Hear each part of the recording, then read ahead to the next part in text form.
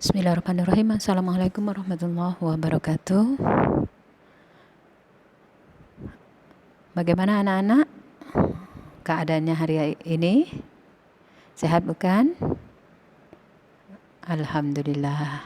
Ibu harapkan pagi ini kalian sudah dalam keadaan siap, sudah sarapan, sudah mandi, dan keadaannya sudah segar.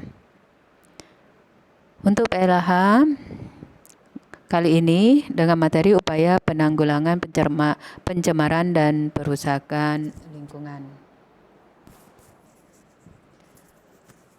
Lingkungan itu adalah segala sesuatu yang ada di sekitar kita, baik itu benda mati ataupun benda hidup. Ada udara, ada tumbuhan, hewan, bunga, ada lemari di rumah, tempat tidur. Nah, itu merupakan lingkungan. Siapa yang paling berperan tentang atau terhadap kondisi lingkungan? Ya jelas, kita tahu yang berperan, makhluk hidup yang paling berperan itu adalah manusia. Karena manusia bisa mengelola, memanfaatkan, menggunakan. Jadi sumber daya alam yang ada harus kita kelola dengan cara yang bijak. Mengapa demikian? Guna kelangsungan hidup manusia di akan datang. Bukan kita hanya menghabiskan saat ini saja. Masih ada cucu kita kelak. Bagaimana kita bisa menjaga lingkungan? Ya paling tidak upaya yang paling sederhana yaitu kita tidak membuang sampah sembarangan, kita tidak merusak lingkungan di sekitar kita, kita menjaga lingkungan ini dengan sebaik-baiknya. Kita melakukan kerja bakti, gotong royong untuk membersihkan got, selokan, sungai. Kita melakukan kegiatan reboisasi, yaitu penanaman hutan yang gundul, biasanya itu di sekitar lereng gunung, agar tidak terjadi erosi ataupun tanah longsor. Atau bahkan kita menghindari dari banjir bandang. Adapun kerusakan lingkungan akibat ulah manusia itu sendiri, apa saja? Yang pertama adalah penebangan hutan secara liar atau ilegal. Nah, ini bisa menyebabkan longsor, banjir bandang. Bahkan habitat hewan itu semakin berkurang. Alangkah baiknya kita melakukan penebangan hutan dengan cara tebang pilih. Kerusakan lingkungan selanjutnya yaitu pembuangan limbah industri yang menyebabkan terjadinya pencemaran air sehingga rusaknya ekosistem air. Pencemaran udara, asap pabrik yang mengandung karbon monoksida yang tidak disertai dengan filter atau penyaring. Bahkan pencemaran tanah di mana limbah yang mengenai tanah. Lalu kerusakan lingkungan itu bisa terjadi adanya pembukaan lahan untuk industri atau tempat tinggal. Saat ini hutan di Indonesia banyak berkurang karena dijadikan atau dibuat untuk mendirikan pabrik. Ya memang ada dampak positif dan negatifnya. Namun jika hal ini terjadi terus-menerus, bahkan hutan pun akan habis. Bagaimana oksigen yang kita perlukan untuk bernapas yang dihasilkan oleh tumbuhan? Nah, kembali harus kita bersikap bijak untuk hal tersebut. Lalu kerusakan lingkungan akibat dari efek rumah kaca yang menyebabkan perubahan iklim. Saat ini sudah kita rasakan iklim tidak menentu. Begitu panasnya. Karena apa? Karena di daerah perkotaan, ya, kita saat ini yang berada di kota merasakan, dan kita lihat banyak gedung-gedung pencakar langit atau gedung yang tinggi itu memilih dinding gedung dengan menggunakan kaca. Sinar dan panas matahari itu mengenai dinding gedung tersebut, sehingga karena dindingnya kaca, kaca memantulkan kembali sinar dan panasnya ke atmosfer, sehingga disinilah suhu atmosfer meningkat yang menyebabkan perubahan iklim. Masih ingat iklim, nak? Ada iklim, ada cuaca. Sama-sama keduanya itu merupakan keadaan lingkungan.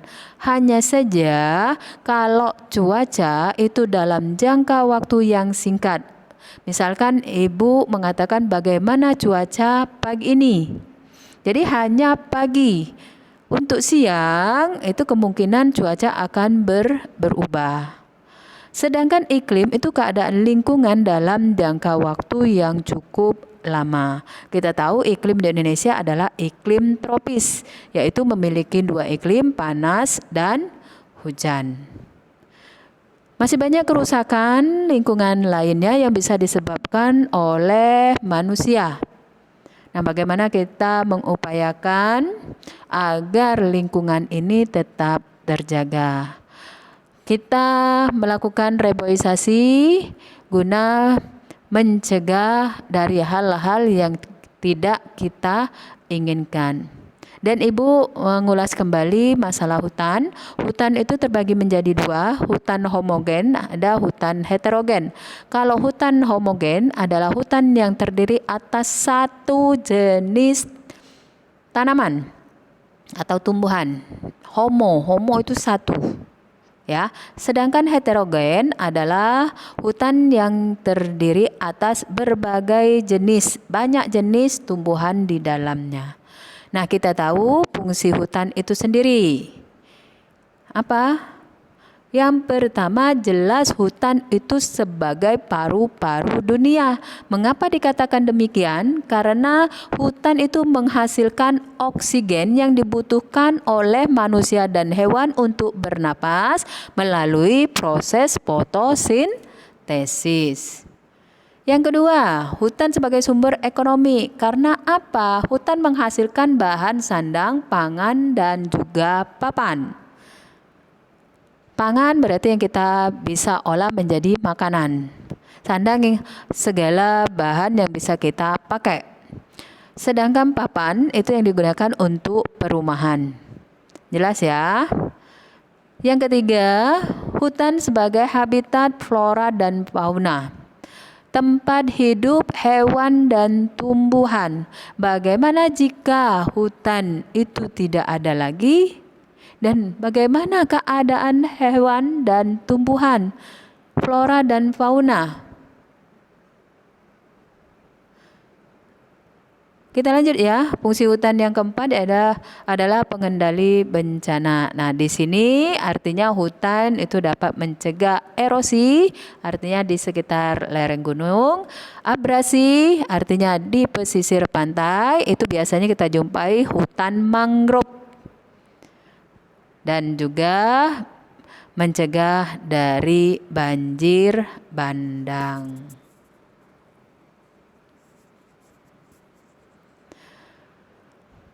Marilah kita sama-sama melakukan hal-hal sederhana yang dapat kita jadikan kebiasaan guna mengurangi pemanasan global dan menghindari bencana. Apa saja yang bisa kita lakukan dari hal-hal kecil?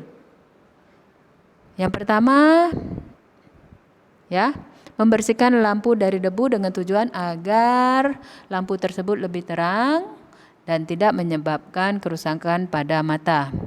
Yang kedua, mengurangi penggunaan bahan bakar. Artinya, paling tidak kita selagi bisa kita menggunakan fasilitas umum, ya, kita gunakan.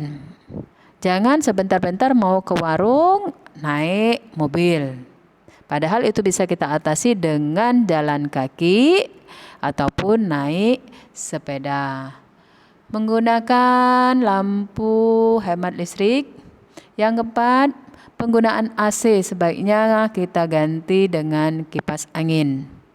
Yang kelima, sebisa mungkin untuk tidak menggunakan pemanas atau pengering pakaian. Paling tidak saat kita mencuci pakaian, langsung kita jemur pakaian tersebut dengan memanfaatkan energi matahari dan angin. Lalu mulailah untuk menyukai cocok tanam di sekitar rumah. Ya, saat ini lagi viralnya mungkin kaum hawa untuk melakukan kegiatan cocok tanam. Ya, yang ketujuh, mengurangi penggunaan kendaraan bermotor yang menghasilkan karbon monoksida. Yang kedelapan, mengelola sampah dengan baik, artinya kita harus memisahkan sampah organik. Apa itu sampah organik? Sampah yang berasal dari makhluk hidup. Contohnya dedaunan, ranting pohon, dan juga sisa makanan. Lalu ada sampah anorganik, artinya sampah yang berasal dari selain makhluk hidup. Misalnya apa? Plastik, kaleng, styrofoam, dan lain sebagainya. Lalu ada sampah B3, bahan berbahaya dan beracun. Yang berbahaya itu bagaimana? Contohnya pecahan kaca, bahan-bahan kimia, dan benda berbahaya lainnya. Lalu bagaimana kita melakukan kegiatan untuk menghemat air? Air kita gunakan untuk hal-hal penting saja. Ya. Namun saat ini yang kita butuhkan air itu di masa pandemi, yang kita lakukan adalah menjaga jarak, ya kan? Lalu menggunakan masker dan mencuci tangan. Nah, pada saat mencuci tangan ini, jika kita sedang menggosokkan tangan, paling tidak kerannya itu ditutup kembali. Jika sabun sudah merata pada tangan dan tangan kita rasakan sudah bersih, maka kita buka kembali. Di situ menunjukkan penggunaan air secara hemat. Kemudian tidak menebang hutan secara liar atau menggunakan sistem tebang pilih. Maksudnya apa? Menebang pohon yang sudah tua dan tidak menebang pohon yang masih muda. Atau kita gunakan, ya, kita lihat diameter pohon tersebut. Jika sudah memenuhi standar, itu pun bisa kita lakukan. Silakan kalian perhatikan bagaimana sampah anorganik yang sering kita jumpai dalam kehidupan. Sampah-sampah tersebut memerlukan waktu, ya, untuk dapat diuraikan. Untuk buah itu atau sayuran paling cepat itu 2 pekan hingga mencapai 2 bulan. Dan untuk waktu yang cukup lama, itu bisa kita lihat 2 million yen untuk sebuah baterai, sehingga bisa terurai di dalam tanah. Bayangkan jika sampah yang kita tumpuk secara terus-menerus setiap hari, setiap bulan dan tahun, bagaimana keadaan bumi ini? Nah, dari apa yang sudah Ibu sampaikan, mudah-mudahan kita dapat bersikap bijak terhadap lingkungan. Cintai lingkungan demi kelangsungan hidup orang banyak. Selanjutnya, Nak, silakan kalian kerjakan tugas yang ada untuk PLH kali ini. Ibu berikan 10 soal. Mudah-mudahan dengan materi yang ada, kalian pun bisa melakukan hal-hal sederhana yang menyangkut dengan lingkungan. Terima kasih Ibu ucapkan dan Ibu akhiri dengan wassalamualaikum warahmatullahi wabarakatuh. Dadah, salam untuk keluarga.